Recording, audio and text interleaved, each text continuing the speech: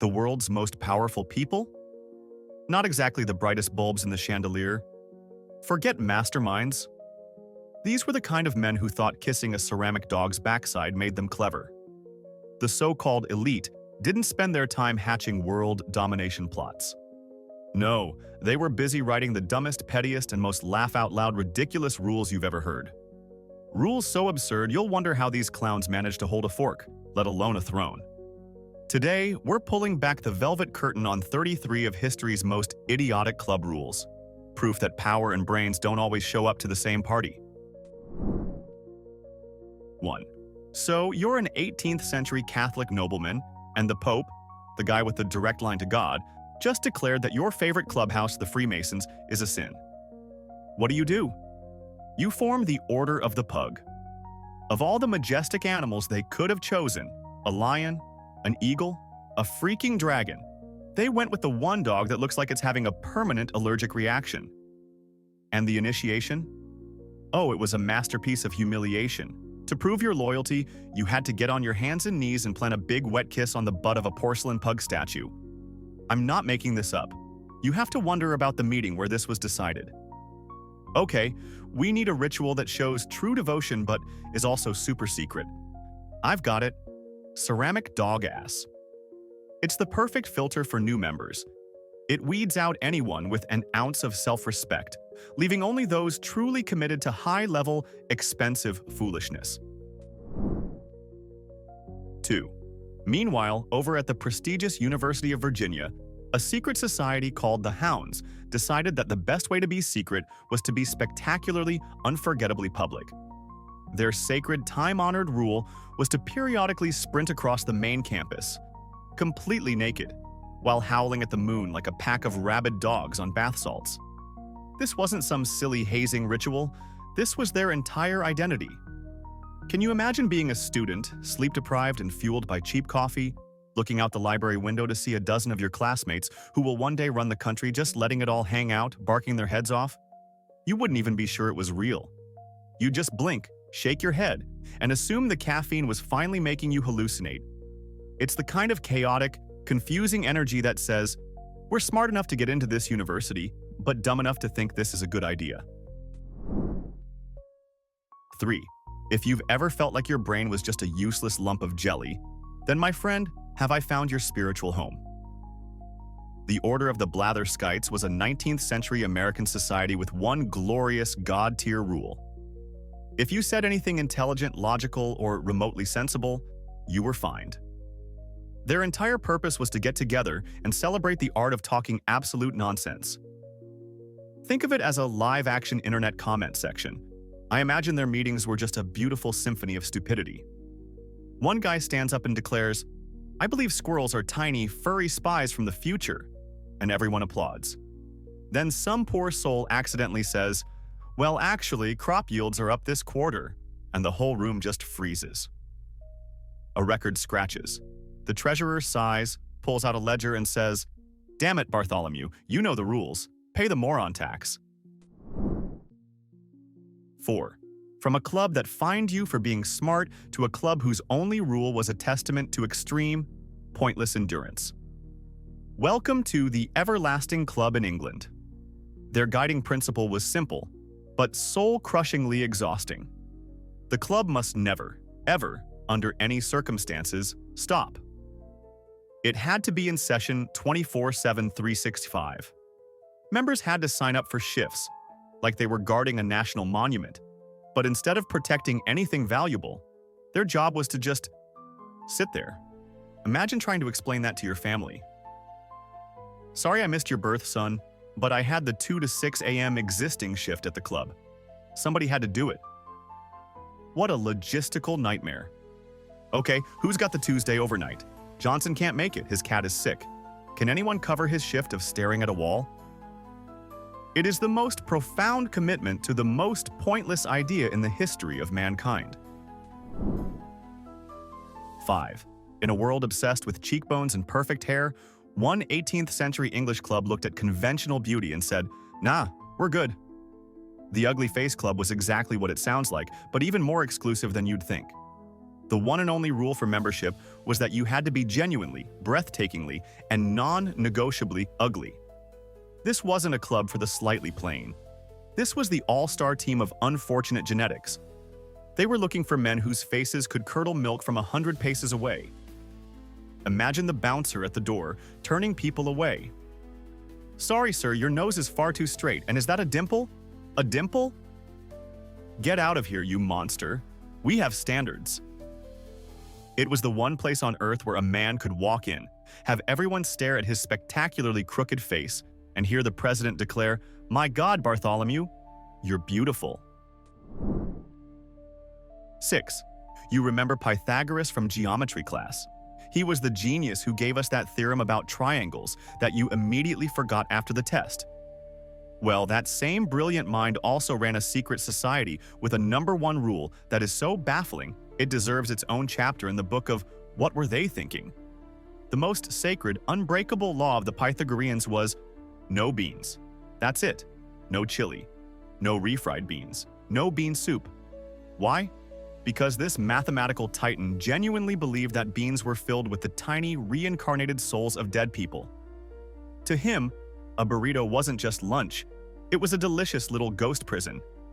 The story goes that he was once being chased by enemies and came to a fava bean field. He stopped dead in his tracks and chose to be captured and killed rather than defile himself by touching the forbidden legume. He was defeated by a vegetable. 7. The Knights Templar were the medieval world's special forces. They were the ultimate warriors of God, wrapped in armor and mystique. They had a massive rulebook with over 70 regulations controlling every aspect of their lives, from how to pray to how to charge into battle. And tucked away in that list of hardcore rules was this gem. A knight was strictly forbidden from kissing his own mother. You can lop a guy's head off with a broadsword, no problem. You can fight for weeks on end. But giving your mom a peck on the cheek when you get home from the Crusades? That's a paddling. It was supposed to enforce chastity, but it just sounds like the work of a leader who had a really awkward relationship with his own mom and decided to make it company policy for everyone. No, mother. Affection is for the weak. Now, if you'll excuse me, I must go pray for my soul. 8. Let's pop over to Oxford University, where the Bullingdon Club serves as a finishing school for the world's most destructively wealthy young men. Their most legendary tradition is a beautiful two-act play of chaos and capitalism. Act 1. A group of them, dressed in $1,000 tuxedos, will book a private room at a restaurant and proceed to get violently drunk and smash the entire place into firewood. Tables, chairs, fine art. If it can be broken, they will break it with glee.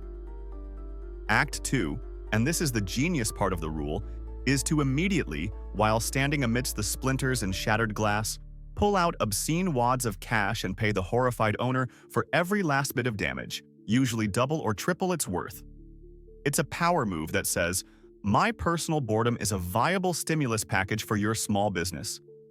It's not just vandalism, it's performance art for people who see price tags as suggestions.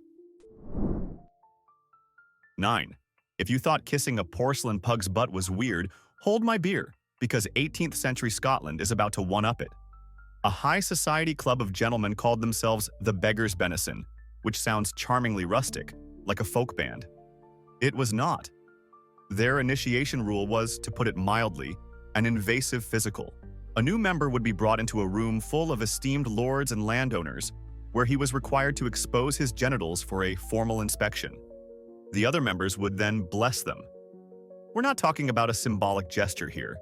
It was a literal, hands-on review process, like they were judging prize-winning livestock at a county fair. You can just picture the club president, a man named Lord Covington, peering down and saying, yes, a fine specimen, Bartholomew. A credit to the organization. Welcome aboard.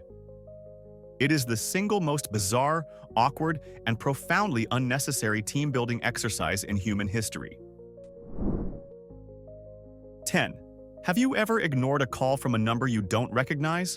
Or thrown away a piece of junk mail? Well, in medieval Germany, that could get you legally murdered.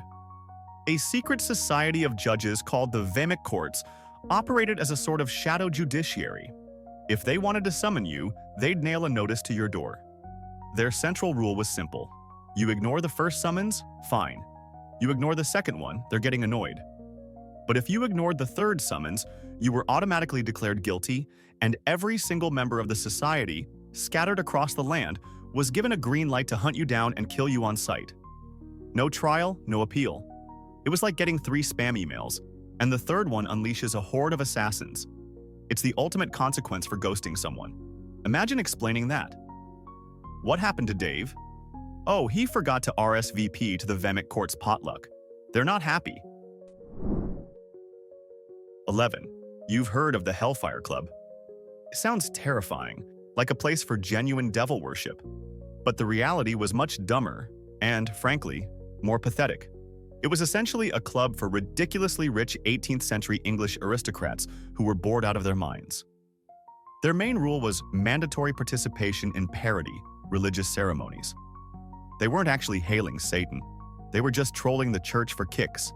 They'd dress up as demonic-looking monks and nuns, drink way too much, and perform twisted versions of a Catholic Mass. It's the historical equivalent of a bunch of billionaire edgelords starting a podcast to complain about their parents. You just know Benjamin Franklin, a rumored guest, was sitting in a corner watching a duke in a cheap devil costume and thinking, you know, I could be inventing bifocals right now, but this is fine. 12. If you think YouTube prank channels are a modern invention, allow me to introduce you to the Sons of Malta.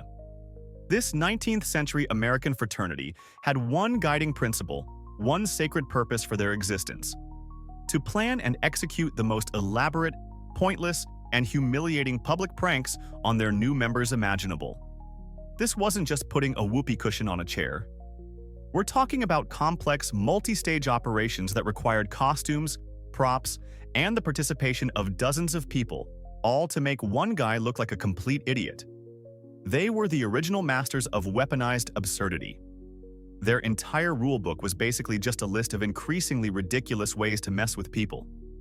They were less of a secret society and more of a full-time, high-effort enterprise dedicated to the art of being a public nuisance. 13. Welcome to the most insane employee orientation program of all time, courtesy of the Assassins, or Hashishin, in medieval Persia. Their leader, the Old Man of the Mountain, had a recruitment rule that was diabolically brilliant. To ensure absolute loyalty, he would allegedly get potential recruits completely stoned out of their minds on hashish. Then, while they were passed out, they'd be carried into a secret, magnificent garden filled with fountains, fruit trees, and beautiful women. When the recruit woke up, he was told, "Welcome to paradise. This is what awaits you in the afterlife if you serve me." After a day of heavenly bliss, he'd be drugged again and returned to the real world, absolutely convinced he'd seen heaven and willing to do anything, literally anything, to get back. Forget a dental plan. Their benefits package was a sneak peek at eternal salvation. 14. In 18th century London, there was a group of young, wealthy men who had traveled to Italy and come back with a dangerous obsession: pasta. They called themselves the Macaroni Club, and their one unwritten but ferociously enforced rule was to be as ridiculously fashionable and flamboyant as humanly possible. The centerpiece of this was the wig. We are not talking about a normal hairpiece. We're talking about towering architectural monstrosities of powdered hair that were so tall, they often had to be supported by an internal frame. These things were ecosystems. They were so massive and required so much flour for powdering that the club was blamed for contributing to bread shortages among the poor. They were literally sacrificing food for the common folk, so their hair could be 3 feet taller than everyone else's. That's not just fashion. That's a declaration of war on subtlety. 15.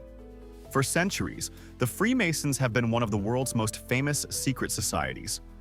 But back in the day, their entry requirements were less about your character and more like a casting call for a Greek god. One of their oldest rules was the law of the perfect body. To be considered for membership, a candidate could not have any physical blemishes, deformities, or mutilations. We're talking 0 imperfections. Got a limp? Denied. Missing a finger from a childhood accident? Get lost.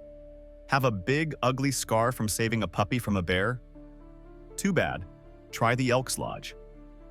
The logic was that an offering to God had to be perfect, as if the grand architect of the universe was going to send your application back because of a skin tag. It's the most extreme, superficial, and downright insulting job interview in history. 16. Let's travel to Yale University, home of the legendary Skull and Bones Society, a club so secret it makes the CIA look like a reality TV show. One of their most notorious initiation rules involves a ritual of complete and total emotional exposure. Inside their secret clubhouse known as the Tomb, each new member must stand before the other bonesmen and recount their entire, detailed sexual history. Every awkward encounter, every fumble, every triumph, from their very first crush to the present day. Think about that. Future presidents, CIA directors, and Wall Street titans, sitting in a dark room, forced to share the kind of stories you wouldn't even tell your therapist. It's not just a secret sharing session. It's a strategic deployment of maximum cringe to create an unbreakable bond of mutual embarrassment. You can't betray the guy who knows about that time at summer camp. 17. Have you ever been so committed to avoiding your responsibilities that you considered faking your own death? Well, for the Rosicrucians, that wasn't just a fantasy. It was basically their retirement plan. This mystical society, which popped up in the 17th century, claimed its members possessed secret knowledge of alchemy and eternal life. Their core rule for the most enlightened masters was to achieve a state of invisibility. This didn't mean they could literally disappear. It meant they were expected to stage their own elaborate funerals, say goodbye to their families, and then secretly move to a different country under a new identity to continue their work. It's the most extreme version of new phone, who dis, in history. Imagine the sheer audacity. My dearest wife, I have tragically passed away.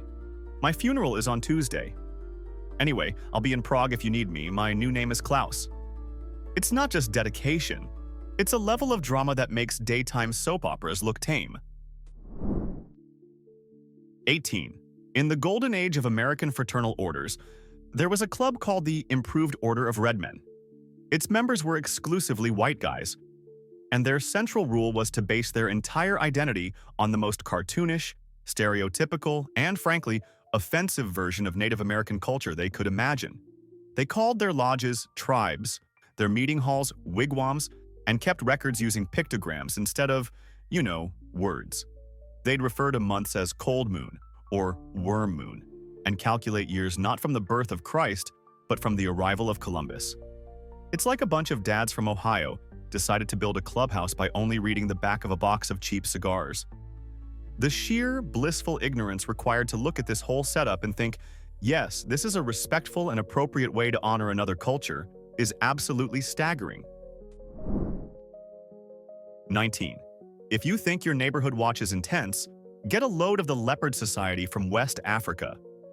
This was a secret society that took the concept of justice to a terrifyingly literal place. Their one, chillingly effective rule was that all their ritual killings had to look like animal attacks. Members would dress in leopard skins, arm themselves with sharp metal claws and teeth, and then hunt their victims, who were usually people deemed harmful to the community. The goal was to leave a body so convincingly mauled that everyone would blame a wild leopard, not the secret society of dudes playing dress-up. It is, without a doubt, the most horrifying and extra method of plausible deniability ever conceived. It's one thing to have a secret handshake. It's another thing for your secret handshake to involve dismembering someone to make it look like a big cat did it. 20. We all have that one friend who's brutally honest. Now, imagine a whole club of them. Welcome to the Cantors of the Canongate, an 18th century Scottish literary society where the only rule was to be as viciously critical as humanly possible. A member would stand up and proudly present their latest poem or essay, a piece of work they'd poured their heart and soul into. The moment they finished, the other member's job was to immediately, and without mercy, tear it to shreds. They wouldn't just critique it. They would mock it, ridicule it, and utterly humiliate the author.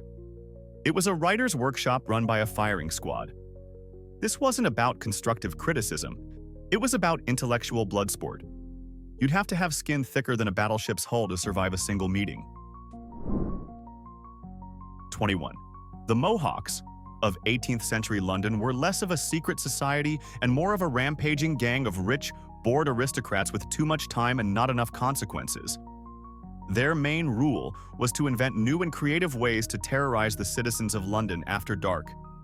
They weren't just common thugs, they were artisanal bullies. One of their favorite pastimes was called tipping the lion, which involved shoving their thumbs into someone's eyes and then smashing their nose. Another popular activity was to find a woman in a large hoop skirt, put a barrel over her, and then roll her down a hill. I'm not making that up. They were basically human cartoon villains brought to life. It's a stark reminder that before the internet, trolls had to go out and do their trolling in person, with way more property damage. 22. In the rural communities of Scotland, there existed a highly secretive group of horse trainers known as the Society of the Horseman's Word. Their central, most sacred rule revolved around learning a single magical word. This wasn't just any word, this was the word. It was said to give the speaker absolute, almost hypnotic, control over any horse. The initiation ceremony to receive this word was shrouded in mystery, involving strange oaths and rituals held in barns in the dead of night. Was it a real, magical word? Probably not. It was likely a combination of sophisticated horse training techniques mixed with a heavy dose of psychological theater. But the idea that you could whisper one specific sound and make a 1,000-pound animal do your bidding is the most brilliantly effective piece of marketing for a horse training course I have ever heard of. 23. Let's jump to 1850s America, a time of intense political turmoil. Amidst this chaos, a political party was formed called the American Party. But nobody called it that. They were known as the Know Nothing Party. Why? Because their one simple and infuriatingly effective rule was that if anyone outside the party asked them about their activities, policies, or beliefs, they were instructed to respond with the phrase, "I know nothing." That's it. It was the ultimate political troll move. Imagine trying to interview one of these guys. "Sir, what is your stance on immigration?" "I know nothing." "What about your economic platform?" "I know nothing." It's both the dumbest and most genius political strategy ever devised. You can't argue with their platform if they refuse to admit they even have one. Chapter 24. We're back in England, because of course we are. Meet the Yellow Bellies, a fraternity whose initiation rule sounds like it was invented by a hyperactive 10-year-old. The ritual went like this. The new recruit, or tadpole, had to lie on his back and expose his stomach. Then, a senior member, the Great Bullfrog, would ring a large bell directly over his belly. After the ringing, the initiate's stomach, now officially a yellow belly, was doused in beer, which he then had to lick off. It's a whole sensory journey of sound, touch, and questionable taste. Every single part of this ritual is completely and utterly pointless, which is probably why they loved it so much. It's a perfect storm of weird noises, public humiliation, and wasting perfectly good beer. 25. Let's talk about the ancient Druids, the mystical, bearded figures of Celtic lore. We know they were priests, judges, and scholars, but we know almost nothing about their actual beliefs. Why? Because of their single most important and insanely impractical rule. Absolutely nothing of their sacred knowledge could be written down. Nothing. All of their history, their laws, their poetry, their complex theological doctrines, tens of thousands of verses, had to be memorized perfectly. It reportedly took up to 20 years for a druid to complete their training. Can you imagine the pressure? It's like studying for the world's hardest final exam for 2 decades straight, and there's no textbook. One druid with a bad memory could accidentally erase centuries of cultural history. Wait, was it "the sun is a golden chariot" or "the sun is a golden carrot"? Whatever, carrot sounds right. 26. If you've ever thought corporate job titles are ridiculous, let me introduce you to E. Clampus Vitus, a fraternal organization from the American West. Their main rule is to mock the very idea of serious, self-important fraternal orders. They do this by giving themselves the most absurdly pompous and nonsensical titles imaginable. The leader of a chapter isn't the president, he's the noble grand humbug. Other officers have titles like Clamper Historian, Royal Platrix, and my personal favorite, the Roisterous Iscutus. What do these titles mean? Absolutely nothing.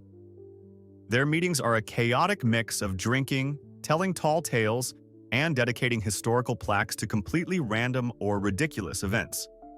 It's a secret society for people who think secret societies are dumb, which is a level of irony so dense it might collapse in on itself. 27. The Molly Maguires were a secret society of Irish-American coal miners in 19th century Pennsylvania, fighting against brutal working conditions. And they had a flair for the dramatic. Their most terrifying rule was the coffin notice. Before they targeted a cruel mine boss or a corrupt official for a beatdown or worse, they would deliver a handmade warning. It was a piece of paper with a drawing of a coffin on it, often with the victim's name written inside. It was the 19th century equivalent of sending someone a skull emoji, but way more effective. It was a promise. It said, "We know who you are, we know what you've done, and this is your one and only chance to either change your ways or get your affairs in order." It's one of the most bone-chillingly simple and effective methods of psychological warfare I've ever heard of. 28. Have you ever had a case of the Mondays? Well, in 19th century Belgium, an entire secret society decided to elevate that feeling into a holy observance. The Society of Saint Monday was a club for artisans and workers with one simple, beautiful rule. You do not work on Monday, ever. Monday was not for labor, Monday was for drinking, gambling, and generally having a good time. They called it worshipping Saint Monday. This wasn't just skipping work. It was a sacred, ritualistic act of rebellion against the 6-day work week. You can just imagine the conversations. "Hey, Pierre, the boss is looking for you. Tell him I'm in deep prayer at the tavern, paying my respects to the holy Saint Monday. I shall return on Tuesday, probably with a headache." It's the most relatable secret society in history. 29. Welcome to the Hemlock Club at Harvard University, a place for intellectual rebels, or, to be more accurate, professional contrarians. Their one and only rule was to automatically and aggressively take the opposite side of any popular opinion or argument. It didn't matter what the topic was or what the member actually believed. If everyone loved it, their job was to hate it. If everyone agreed the sky was blue, a Hemlock Club member was required to stand up and deliver a passionate 20-minute speech about how it's actually a shade of chartreuse. It's a club based entirely on the principle of being that guy. It's less of a secret society and more of a debate club powered by pure, undiluted spite. 30. If you thought the Mohawks were bad, meet their even messier cousins, the Scourers. Another gang of rich, drunken English aristocrats, their only guiding rule was to cause as much public chaos as possible. They were connoisseurs of creative assault. One of their signature moves was to surround a pedestrian, draw their swords, and poke and prod the poor soul until he started dancing for their amusement. Another favorite was beating the lion, which was their charming term for grabbing a victim by the nose and smashing their head against a wall. They were basically human hurricanes in powdered wigs. Their entire existence was a testament to the fact that immense wealth combined with monumental boredom is a recipe for absolute disaster for everyone else. 31. Let's head to Poland, to a secret student society called the Filomatov. These guys were intellectuals, poets, and future revolutionaries, and they had a rule that sounds like a nightmare for anyone with a conscience. Every single member was required to keep a diary of virtues and vices. In this diary, they had to meticulously document their moral successes and, more importantly, their failures. And the worst part? At their regular meetings, they had to stand up and read their recent entries aloud to the group. Can you imagine? Okay, guys, for this week's failings. On Tuesday, I had an impure thought about the baker's daughter. On Thursday, I was lazy and didn't finish my reading. And on Friday, I told my friend I liked his new haircut, but I was totally lying. It looks awful. It's like group therapy, but with mandatory self-snitching. 32. Let's circle back to Aleister Crowley's Ordo Templi Orientis, because they had more than one rule that makes you go, I'm sorry, what? One of their central ceremonies, the Gnostic Mass, involves the consumption of a cake of light. Sounds delightful, right? Well, the official recipe, laid out in their holy texts, calls for meal, honey, olive oil, and the fresh personal bodily fluids of the priestess or priest. Yes, you heard that correctly. The rule was to bake a sacred wafer using your own, personal essence, and then share it with the congregation as a sacrament. It takes the concept of putting yourself into your work to a whole new, deeply unsettling, and frankly unhygienic level. It's the one potluck in history where you definitely do not want to ask for the recipe. 33.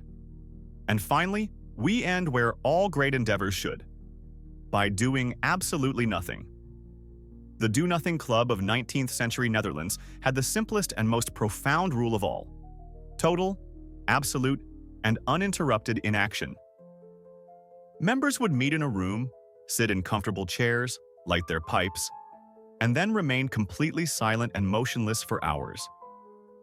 The first person to speak, to move unnecessarily, or to suggest doing something, anything at all, was forced to pay a fine.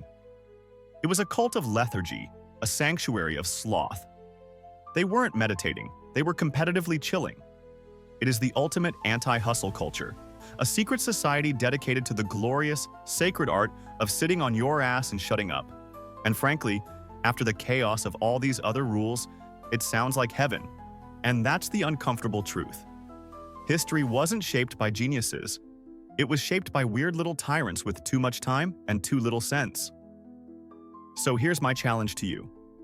If you could rule your office, your friend group, or even your family dinner table with an iron fist, what completely pointless, wildly absurd, and soul-destroying rule would you enforce, just to watch who goes along with it?